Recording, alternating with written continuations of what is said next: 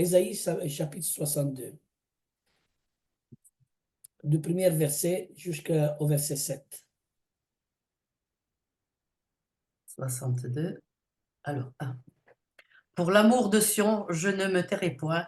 Pour l'amour de Jérusalem, je ne prendrai point de repos jusqu'à ce que son salut paraisse comme l'aurore et sa délivrance comme un flambeau qui s'allume. Alors les nations verront ton salut et tous les rois de ta gloire et l'on t'appellera d'un nom nouveau que la bouche de l'Éternel déterminera. Tu seras une couronne éclatante dans la main de l'Éternel, un turban royal dans la main de ton Dieu. On ne te nommera plus délaissé, on ne nommera plus la terre désolée, mais on t'appellera mon plaisir en elle. Et l'on appellera la terre épouse, car l'Éternel met son plaisir en toi, et la terre aura un époux. Comme un jeune homme s'unit à une vierge, ainsi tes fils s'uniront à toi, et comme la fiancée fait la joie de son fiancé, ainsi tu feras la joie de ton Dieu. Sur tes murs, Jérusalem, j'ai placé des gardes. Ils ne se tairont ni le jour ni nuit, vous qui la rappellerez au souvenir de l'Éternel, point de repos pour vous. Et ne lui laissez aucun relâche jusqu'à ce qu'il rétablisse Jérusalem et la rende glorieuse sur la terre. L'Éternel l'a juré par sa droite et par son bras puissant. Je ne donnerai plus ton blé pour nourriture à tes ennemis, et les fils de l'étranger ne boiront plus ton vin, produit de tes labeurs. Mais ceux qui auront amassé le blé le mangeront et loueront l'Éternel, et ceux qui auront récolté le vin le boiront dans les parvis de mon sanctuaire. Amen. Jusqu'au verset 7. Sur tes murs, j'ai placé des gardes. Et nous sommes des gardes. Ça, c'est la sagesse. Vraiment, la plus belle sagesse que nous pouvons avoir à l'intérieur de nous, c'est de garder le peuple et de le soutenir et et de faire en sorte que l'Éternel écoute nos prières, écoute les prières pour qu'Israël puisse se contact avec notre Dieu Adonai. Alors on se demande aujourd'hui, mais où est la sagesse de ce peuple? Comme la parole de Dieu dit, où est le scribe? Où est le sage? Mais on va parler justement du don de la sagesse. Aujourd'hui, vraiment, c'est le dernier chapitre. D'ailleurs, on a fait déjà 3, 4 euh, enseignements sur la sagesse. Je pense que maintenant, c'est le dernier, hein? Et on va lire 1 Corinthiens, chapitre 12, verset 8. En effet, à l'un est donné par l'Esprit une parole de sagesse et à un autre une parole de connaissance selon le même Esprit. À un autre la foi par le même Esprit, à un autre le don de guérison par le même Esprit, à un autre le don d'opération des miracles, à un autre la prophétie, à un autre le discernement des esprits, à un autre la diversité des langues, à un autre l'interprétation des langues. Un Amen. C'est bien, Joël. Alors, euh, le don de la sagesse vient justement de Dieu.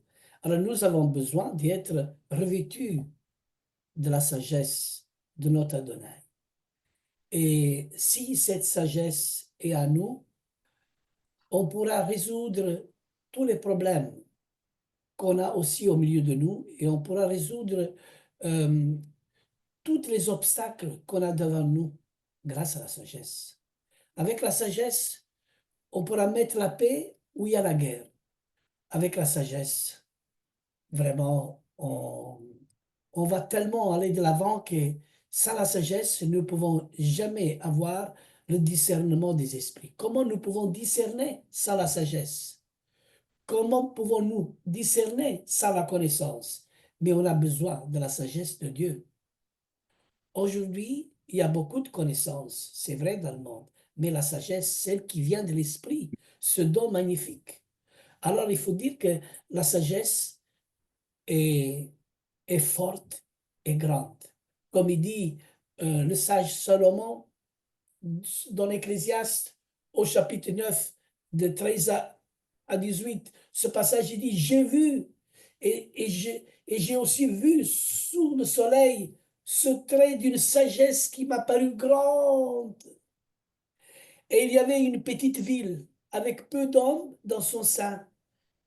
Un roi puissant marcha sur elle, l'investit et éleva contre elle des grands forts. Et il se trouvait un homme pauvre et sage qui sauva la ville par sa sagesse. Et personne ne s'est souvenu de cet homme pauvre. Et j'ai dit, la sagesse vaut mieux que la force.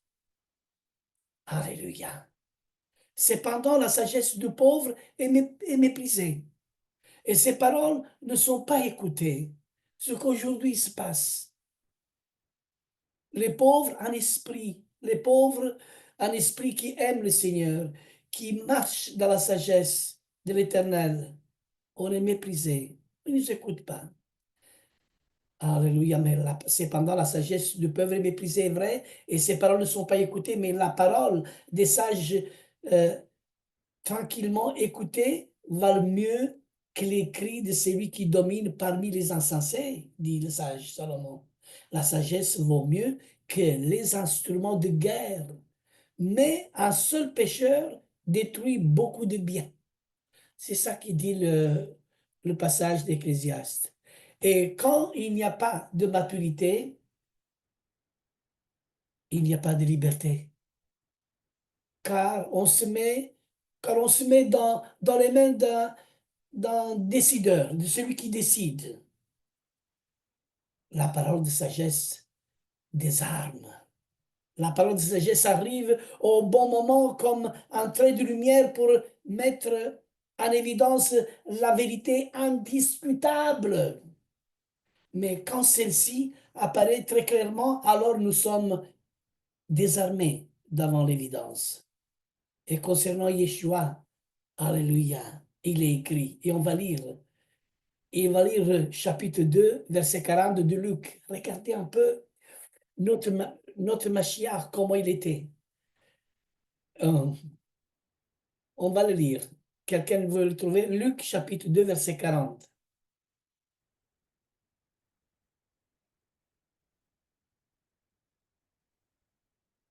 L'évangile de Luc, chapitre 2, verset 40. Joël, tu le prends ou je le Oui, prends? oui, je l'ai. Or, l'enfant croisé se fortifiait. Il était rempli de sagesse et la grâce de Dieu était sur lui. Amen. Les parents de Amen. Jésus C'est bon, allaient c'est chaque... bon. C'est C'est bon. bon, frère. C'est justement, l'enfant croissait, il se fortifiait. Nous sommes des enfants qu'on grandit et on se fortifie. Mais Yeshua, il croissait, il se fortifiait, il était rempli de sagesse. Et la grâce de Dieu était sur lui. Alors, c'est lui qui est le sage et lui. Salomon, c'est vrai, un homme sage, mais plus sage que Yeshua, il n'y en a pas. D'ailleurs, on dit les sages d'Israël, mais les sages d'Israël, aujourd'hui, même aujourd'hui, qu'on donne ce mot-là, les sages d'Israël, nous disons les sages de ceux qui appartiennent à Yeshua, parce que les dons, le don de la sagesse, c'est un don de l'esprit qui est donné à celui qui glorifie le nom de Yeshua dans la sagesse. Mais aujourd'hui, dans toute cette sagesse où Yeshua il n'est pas là, quelle sagesse? On a une sagesse d'en bas et pas d'en haut, une sagesse qui est humaine, mais la sagesse de Dieu. Alléluia. C'est cela qu'il faut avoir. D'ailleurs, un autre passage de la Bible, euh, Matthieu chapitre 13, verset 54, ce passage, il dit, c'est Yeshua s'étant rendu dans sa patrie, et il enseignait dans la synagogue, de sorte que ceux qui l'entendirent étaient étonnés et disaient, qu'est-ce qu'il disait la foule sur Yeshua? D'où ils viennent, cette sagesse et ces miracles? Alléluia, merci Joël. D'où ils viennent cette sagesse et ces miracles? Mais d'où ils viennent? D'où ils viennent? Voyez comment il a désarmé des gens qui étaient prêts à lapider une femme ont arrêté prématurément Yeshua. Ils étaient prêts. Et Yeshua a dit, qui de vous est sans péché qui ôte la première pierre? Voilà quelle sagesse. Comment la sagesse désarme les gens. Alléluia. Ils étaient prêts à lapider cette femme, mais ils étaient arrêtés par les paroles de sagesse. Alors conduisons-nous dans toutes circonstances avec la sagesse de l'Éternel. D'ailleurs, je demande à vous de prier pour moi, pour que Dieu me donne toujours sagesse.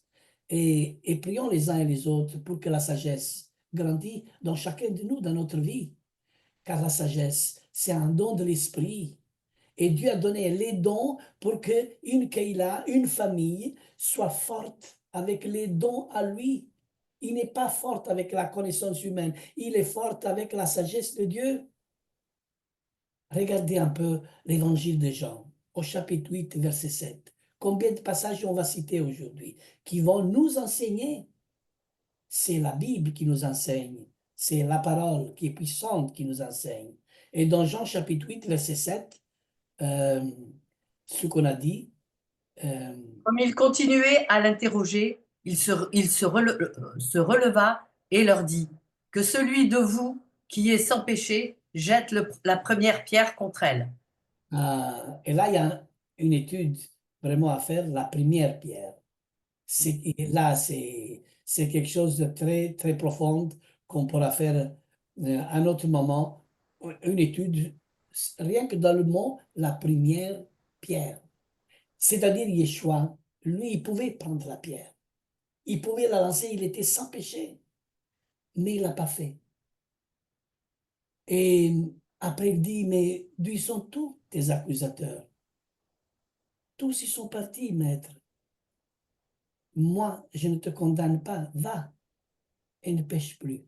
Voilà le message de notre Adonai. Voilà notre message. Ce que devons nous enseigner.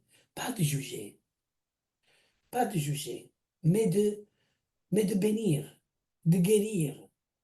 Les personnes qu'on a autour de nous, ce sont des personnes qui vivent dans le péché, ils vivent dans la confusion, dans la désolation. Et il y en a de toute catégorie. Mais on ne peut pas lancer la pierre. Et si on ne la pense pas comme telle, et tout de suite les pierres, ils sont là pour nous les lancer, et ça crée un grand conflit même au milieu de nous. Mais agissons avec la sagesse. C'est lui qui peut vraiment nous punir parce qu'on n'est pas vraiment fidèle. Hein? C'est le Seigneur et lui nous pardonne. Il est toujours là. Gardons-lui. Gardons toujours cet amour. C'est ainsi que notre Père est glorifié. Parce que nous portons deux fruits. Et comme il dit l'évangile des Jean au chapitre 15, verset 10. J'aime bien vraiment que ce passage soit lu. Jean chapitre 15, verset 10. Verset 8 ou 12? 10, 10. 10. Oui. Si vous gardez mes commandements, vous demeurez dans mon amour, de même que j'ai gardé les commandements de mon Père et que je demeure dans son amour. Amen. Si vous gardez mes commandements, alors celui qui garde les commandements, il demeure dans l'amour et pas dans le jugement. Celui qui garde la parole, il est dans l'amour. Comme moi, j'ai gardé les commandements et je demeure dans l'amour de mon Père, dit Yeshua. Alors, qui sommes-nous? Oh là là, des fois, on s'écoute les uns et les autres. Quelle confusion, même au milieu de nous. Alors, facilement, la lettre, il nous tue. On devient facilement des légalistes, si on peut dire le mot, qui est très, très fort. Mais nous devons devenir humbles. Car le Seigneur, il dit, les humbles hériteront le royaume de la terre. Humble comme lui est humble. Et lui-même, il nous dit, apprenez de moi, car je suis humble et doux de cœur. Voyez, quand Yeshua il parle, les pharisiennes, les foules murmuraient de lui ces choses. Et même les pharisiens, ils ont envoyé des huissiers pour le saisir à qui est Yeshua. Mais quand ils sont arrivés, justement au moment, ils ont écouté la parole de sagesse de Yeshua et à la place de le saisir, ah, alors le passage il dit, alors les principaux sacrificateurs et les pharisiens envoyèrent des huissières pour le saisir. Et ainsi les huissiers retournèrent vers les principaux sacrificateurs et les pharisiens. Et ceux-ci leur dirent, pourquoi ne l'avez-vous pas amené, hein, pour le juger, pour dire, il a fait ceci, cela? Et les huissiers répondirent, jamais homme n'a parlé comme cet homme. Jamais homme, c'est lui le plus sage des sages. Et si nous sommes ses enfants, nous devenons aussi comme lui. Nous sommes ses enfants, pleins de lumière et de sagesse. Jamais homme n'a parlé comme cet homme. Combien de fois ça m'est arrivé aussi à moi-même, pas comme mais je suis un enfant de Yeshua. Et là, c'est pas le moi-je. Vous comprenez? Ça, c'est gloire à Dieu. C'est-à-dire, je témoigne de ce que j'ai vécu avec le Seigneur. Combien de fois les personnes, ils nous disent à chacun de nous, mais cet homme, il nous a parlé vraiment de la parole, que c'est bon, on attend. Mais chacun de nous apporte un témoignage où les personnes sont touchées des paroles de Yeshua que nous apportons à nos semblables. C'est pour ça, c'est le travail de la sagesse. C'est les paroles de la sagesse que nous devons employer et ce sont les dons de l'esprit. Et un des dons de l'esprit, c'est la sagesse que nous devons avoir. Mais bien l'employer, la sagesse. La sagesse de Dieu. Alléluia. Alors les pharisiens leur répliquèrent, est-ce que vous aussi, vous avez été séduits? Oui, ils ont été séduits. Bien sûr, nous sommes tous séduits par Yeshua, le Messie. Alors, quand on arrive à croire à Yeshua, alors il y a vraiment une division qui se passe entre l'enfer et Yeshua à Mashiach, vraiment. Les paroles de sagesse, regardez un peu. On va lire Marc, chapitre 12, verset 17, où il parle des deux pièces de monnaie, où ce qu'il y avait dans un côté l'image de César et de l'autre côté. On va lire le passage. Marc chapitre 12, verset 17. Alors il leur dit, rendez à César ce qui est à César et à Dieu ce qui est à Dieu. Et ils furent à son égard dans l'étonnement. Bien Les sûr, Ouais, les Sadducéens qui disent qu'il n'y a point de résurrection vinrent auprès de Jésus et lui firent cette question. Maître, voici ce que Moïse nous a prescrit. Si le frère de quelqu'un meurt et laisse une femme sans avoir d'enfant, son frère épousera sa veuve et suscitera une postérité à son frère. C'est oui, ça? oui, ça c'est encore dit qui sera la femme dans le ciel. On est tous des anges, hein. Alors ça c'est les Sadducéens et les pharisiens. Il y a toujours des diversités. Et ce qui se passe, c'est comme le calendrier au milieu de nous. Il y a toujours des diversités au milieu du peuple juif. Déjà à l'époque d'Yeshua, il y avait cette diversité entre les pharisiens et les Sadducéens.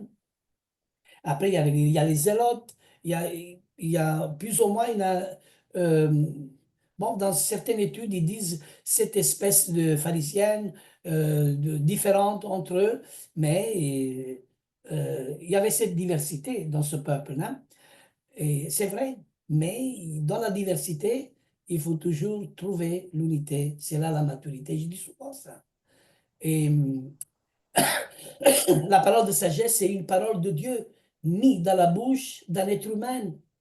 Elle est donc créative, mais permet de séparer les choses pour qu'elles puissent chacune suivre leur chemin. Comme il dit le proverbe dit, c'est par la sagesse que l'Éternel a fondé la terre.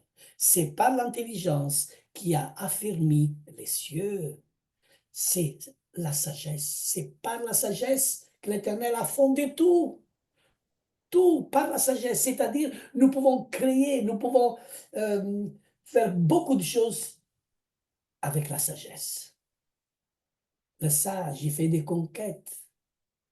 Mais de l'autre côté, l'ignorant, on va dire, euh, Mon peuple meurt parce qu'il manque la connaissance. Mon peuple, il meurt parce qu'il manque la sagesse. On meurt. C'est-à-dire, si la sagesse de Dieu n'est pas là et il ne vient pas à notre secours, celle qui vient de Dieu, nous mourrons. C'est pour ça que celui qui manque de sagesse, qu'il la donne, qu'il la demande à Dieu et qu'il la donne gratuitement. On va lire Actes chapitre 6, verset 10.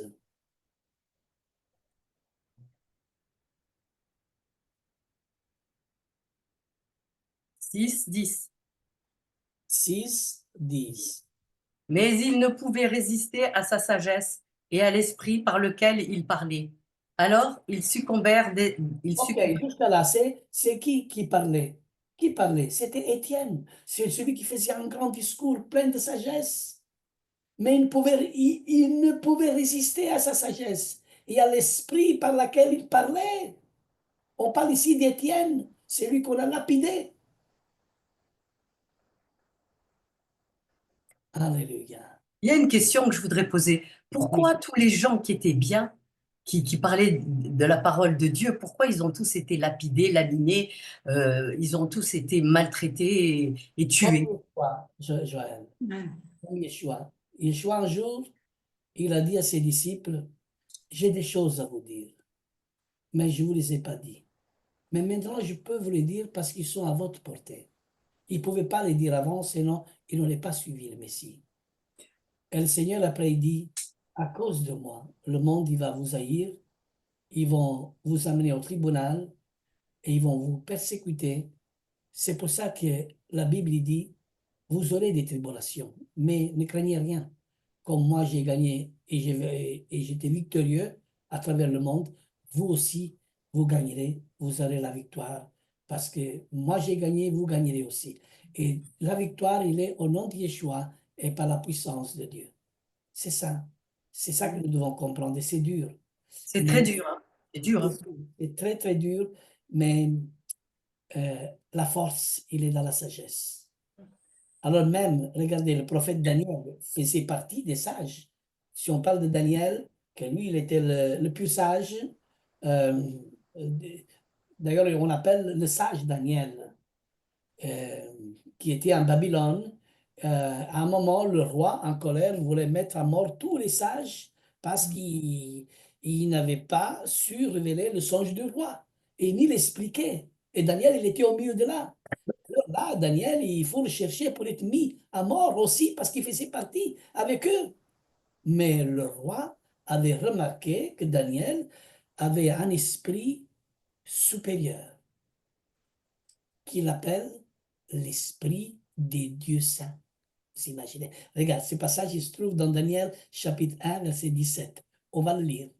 Attends, je le cherche.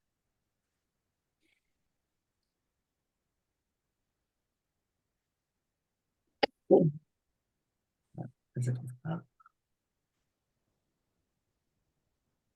S'il y a quelqu'un qui le trouve, là, je suis en train de le chercher, je ne trouve pas. Daniel chapitre 1, verset 17. Je cherche aussi.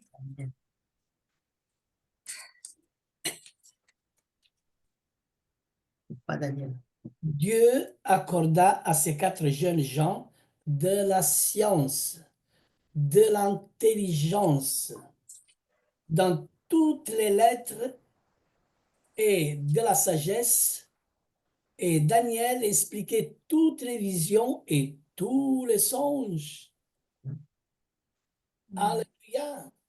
Alors là, ici, on trouve euh, que le mot intelligence et sagesse. Dieu accorda justement à ces quatre jeunes de la science et l'intelligence. En hébreu, on dit sechel, l'intelligence et la science. Mais la sagesse, c'est chokhmah. Et Daniel expliquait toutes ces visions et tous les songes. Quel homme!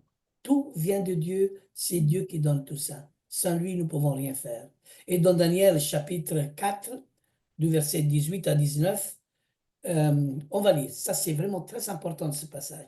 Toi, Belteshazzar, Daniel, combien là? chapitre 4, verset 18 à 19. Je l'ai. Voilà le songe que j'ai eu.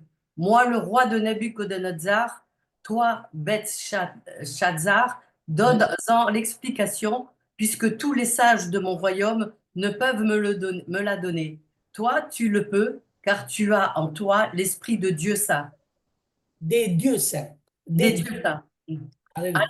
Alors Daniel, nommé Bethshazzar, fut un moment stupéfait et ses pensées le troublaient. Le roi reprit et dit, Bethshazzar, que le songe et l'explication ne te troublent pas. Et Bethshazzar répondit, Mon Seigneur, que le songe soit pour tes ennemis et son explication pour tes adversaires.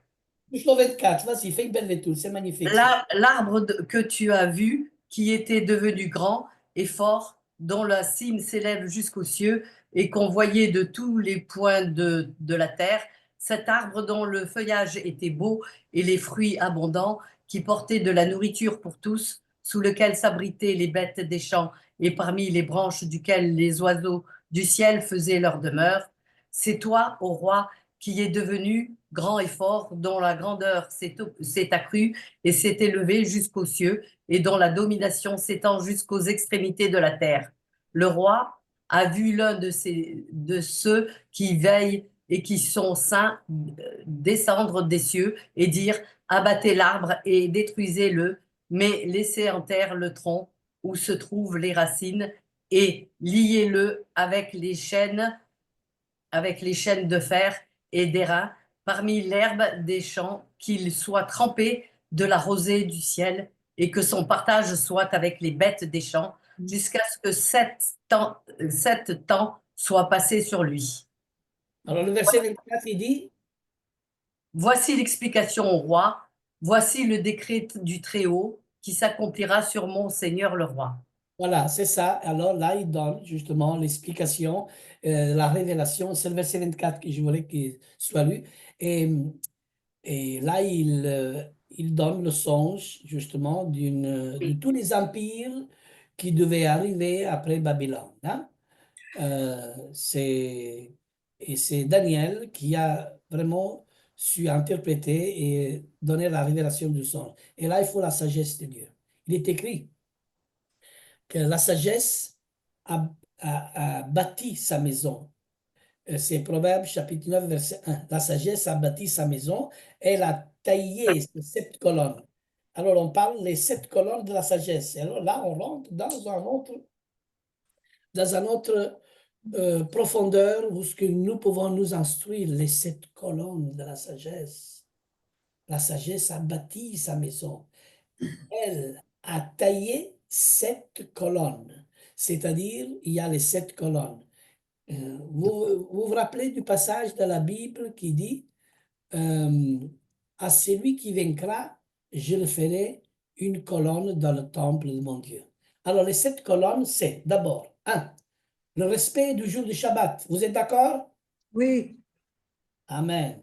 Deuxième, le respect des parents, oui, le respect de la vie, oui, le respect des engagements, oui. le respect du bien des autres, le respect de la vérité Oui. et le respect de la famille. Amen. Et ça, c'est écrit dans l'Exode, au chapitre 20. Là, on parle de tout le respect. Une maison pleine de vie. Alléluia. C'est par la sagesse qu'une maison s'élève et par l'intelligence qu'elle s'affermit.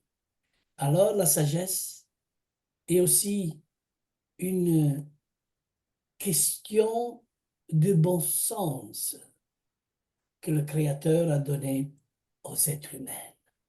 C'est pourquoi bien souvent on trouve le bon sens parmi les gens les plus simples et souvent les moins honorés. La sagesse crie dans les rues. Elle élève sa voix dans les places. Alléluia. En hébreu, le bon sens se dit Tov Taham, qui se traduit littéralement par goût du bien. Finalement, les gens qui ont le goût du bien sont appelés les gens du bien. Voyez? Les gens qui sont bien, que l'on trouve dans toutes les couches de la société. Isaïe chapitre 57, verset 1, la parole de Dieu, il nous dit, le juste pays, et nul n'y prend garde, mais les gens du bien sont enlevés, et nul ne fait attention que c'est par suite de la malice que le juste est élevé. Alors, avoir le goût du bien, c'est de la sagesse. Et on va lire le dernier passage, Proverbe chapitre 2, verset 10, et après on rentre dans les questions. Proverbe 2 et verset, s'il vous plaît. 10. Ah, merci.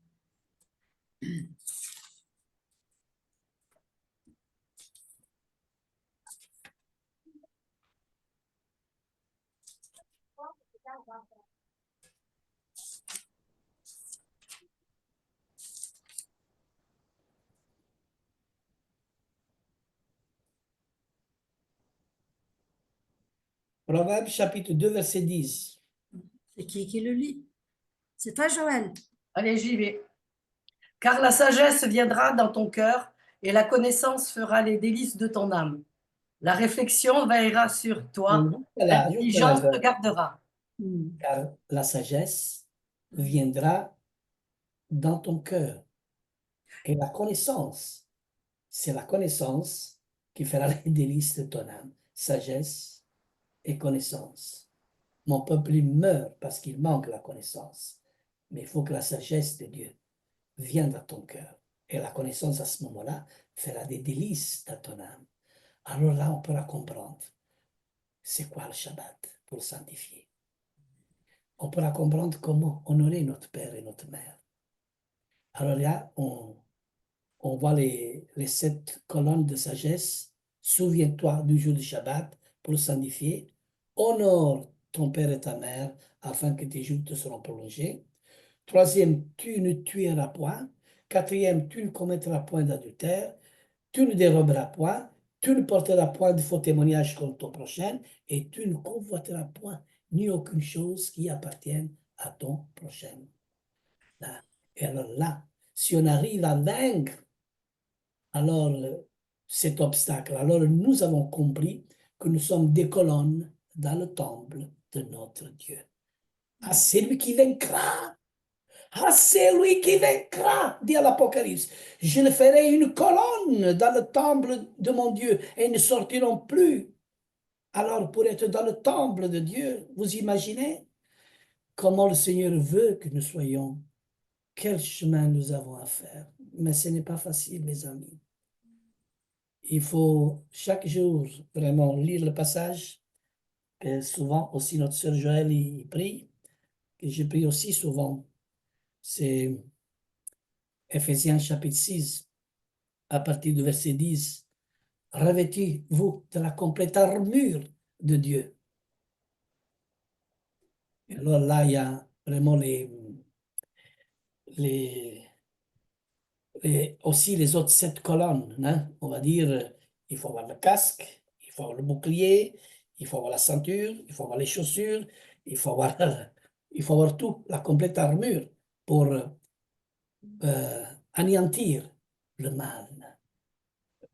Vous savez, le mal est l'absence de la Torah. Si le mal, il est là parce que la Torah n'y est pas là. Les ténèbres n'existent non plus. C'est l'absence de la lumière, dit Einstein. Et ce grand sage juif, il a dit, je veux connaître ta pensée. Le reste, ce n'est qu'un détail. C'est Einstein qui a dit cette phrase. Oh Éternel, je veux connaître ta pensée. Le reste, ce n'est qu'un détail. Et nous, dans les petits détails, on se dispute. On fait des querelles. Dans les petits détails, on connaît rien, presque rien. On sait rien de rien dans la Torah. Et je veux connaître ta pensée. Rentrons dans la pensée de Dieu. Mes pensées ne sont pas vos pensées. Il y a des mystères cachés. Et comme il dit Devarim au chapitre 29, verset 29, les choses cachées appartiennent à Dieu, mais les choses révélées sont pour nous et pour nos enfants. Qu'est-ce qui est caché que je ne comprends pas?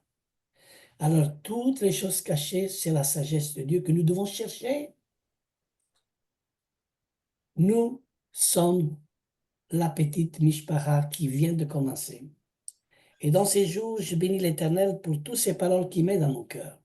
Combien cette sagesse augmente même dans ma vie. Combien toutes ces belles paroles, toutes ces belles choses grandissent dans mon cœur. Parce que l'Esprit, il est présent. Voyez où est-ce qu'il est le secret. Je pense que c'est Luc au chapitre 1, verset 3.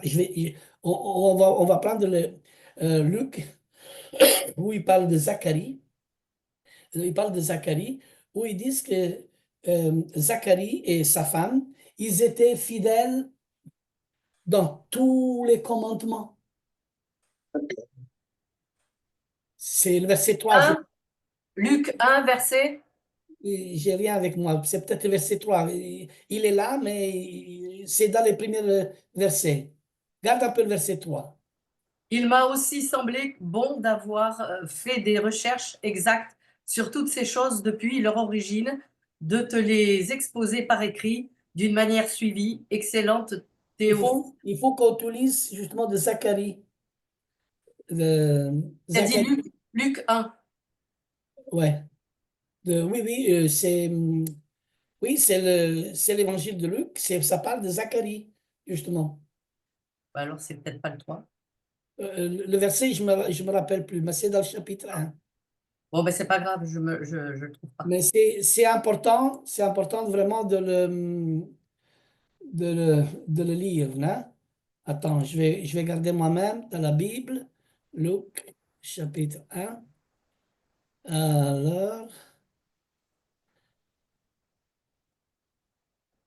Alors, c'était le verset, tous les deux étaient justes devant Dieu, observant d'une manière irréprochable tous les commandements et tous les ordonnances du Seigneur. C'est le verset 6. Ah, d'accord, Luc 1, verset 6. Oui, tous les deux étaient justes. Tous les deux étaient justes Oui. devant Dieu, observant d'une manière irréprochable. Tous deux étaient justes devant Dieu, observant d'une manière irréprochable tous les commandements et toutes les ordonnances du Seigneur. Amen. Alors, c'est même dans la Nouvelle Alliance, on trouve justement tous ces bels passages qui qui nous fortifient, chacun de nous. Alors, où est notre sagesse? Où est le sage? Où est le scribe? Alors, grandissons ensemble dans l'unité, dans la sagesse de l'Éternel. Alléluia. Et vous savez, dans la famille, quand on a une plateforme, ce n'est pas un règlement de compte, mais c'est une plateforme d'unité, de s'exhorter les uns et les autres, de communiquer les uns et les autres dans la sagesse de Dieu. Amen. Amen. C'est ça les paroles d'aujourd'hui que le Seigneur a mis vraiment dans mon cœur pour que nous tous, nous pouvons aller de l'avant et vaincre justement tous les obstacles parce que la sagesse est celle toujours qui triomphe, donc tout y triomphe. Mais il faut la sagesse de Dieu. Et c'est à travers la sagesse qu'on peut arriver à mettre la paix dans toutes les questions négatives qu'on puisse avoir comme obstacle devant nous. Parce qu'il y a beaucoup de diversité au milieu de nous. Et dans toute cette diversité qu'il y a, il faut la sagesse de Dieu pour aller de l'avant et conduire un peuple. Et pour conduire un peuple, je demande à l'Éternel, donne-moi sagesse encore, Seigneur. Donne-moi sagesse et intelligence pour honorer ton nom et pour que tous ensemble, nous pouvons grandir dans cette sagesse et voir le fruit. Tous ensemble, alors si on est ensemble, on voit le fruit. C'est-à-dire le fruit, on peut le manifester quand on travaille tous ensemble dans l'unité. Et nous sommes appelés à tout cela. Amen.